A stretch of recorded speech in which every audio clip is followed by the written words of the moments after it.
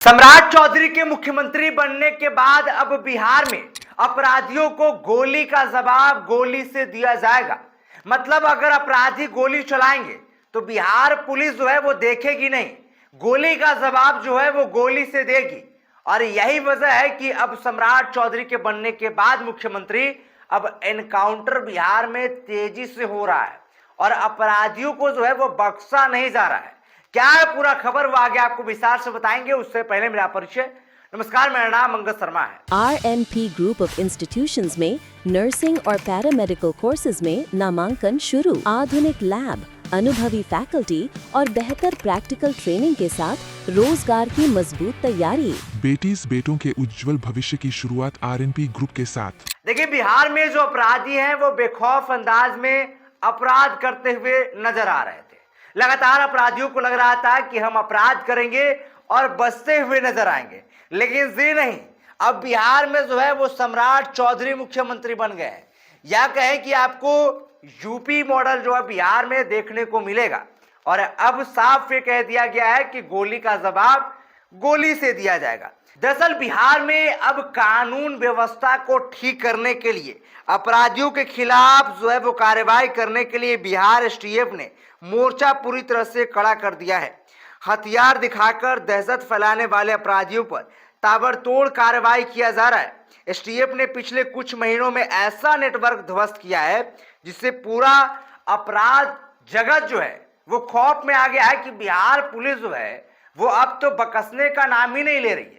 ये सब तो जो है वो यूपी में देखने को मिलता था, लेकिन अब बिहार पुलिस भी कह रही है कि नहीं, अगर आप गोली चलाइएगा तो हम भाई देखेंगे नहीं, हमारे पास भी बंदूक है, हम भी आपको ठोकेंगे। और यही जो है वो कुछ महीनों में देखने को मिला है।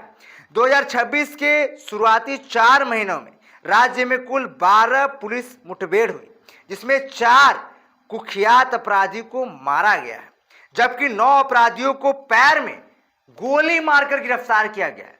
समझ सकते कि अपराधियों को पैर में गोली मारकर गिरफ्तार किया गया है। 9 अपराधियों को पिछले 4 महीना में आपको हम बता रहे हैं।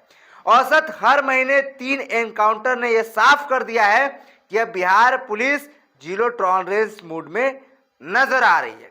आपको बताते चले कि 19 अप्रैल को सुल्तानगंज नगर परिषद के गोलीकांड में फरार चल रहे कुख्यात रामधीन यादव को मुठभेड़ में ढेर कर दिया गया। इस वारदात में उसने अपने साथियों के साथ मिलकर दिन दहाड़े नगर परिषद कार्यालय में घुसकर कार्यपालक पदाधिकारी की हत्या कर दी थी, जबकि सभापति गंभीर रूप से घायल हो गए थे। इसी तरह सिवान में पूर्व एमएलसी के भांजे की हत्या में शामिल अपराधी छोटू कुमार यादव को मुठभेड़ में दोनों पैर में गोली लगा।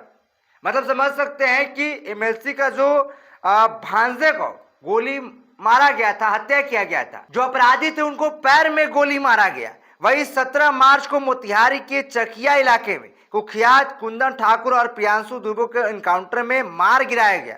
इस कार्रवाई के दौरान एसटीएफ के जवान श्री राम यादव गंभीर रूप से घायल भी हो गए थे, होकर वो शहीद भी हो गए थे।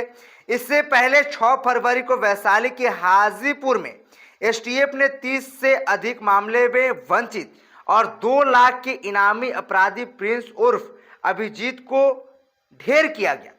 तो मतलब आप समझ सकते हैं कि बिहार में जो आपराधिक मामला था वह पेंडिंग नहीं रहेगा, उस पर एक्शन हो रहा है और जल्द से जल्द उसको जो है वो निपटाने का प्रयास भी किया जा रहा है।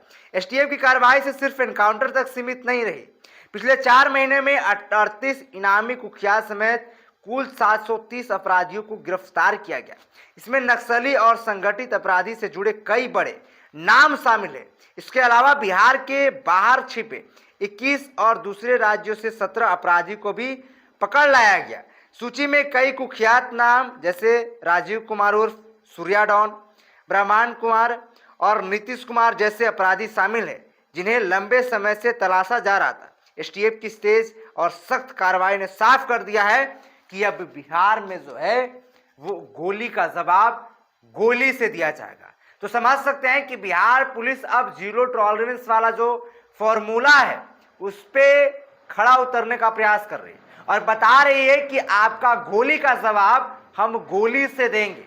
और अब ये साफ देखने को मिल रहा है पिछले 4 महीना से। सम्राट चौधरी भी लगातार जो है वो डीएम एसपी से बैठक कर रहे हैं और निर्देश दे रहे हैं कि अब बिहार में जो है वो अपराधी को बख्शना नहीं चाहिए। लगातार एक्शन कीजिए, कड़ा एक्शन लीजिए और जल्द से जल्द पकड़कर सलाखों के पीछे डालिए। लेकिन आपको क्या लगता है, अब जब सम्राट चौधरी को मुख्यमंत्री बनाया गया है तो क्या लगता है कि यूपी मॉडल बिहार में अब वो संपूर्ण रूप से देखने को मिल जाएगा? आप क्या सोचते हैं? अपना राय नीचे कमेंट्स में जरूर रखिएगा। फिलहाल के लिए इतना ही, तब तक के लिए आप देखते रहिए बुलेट न्यूज़ टीवी।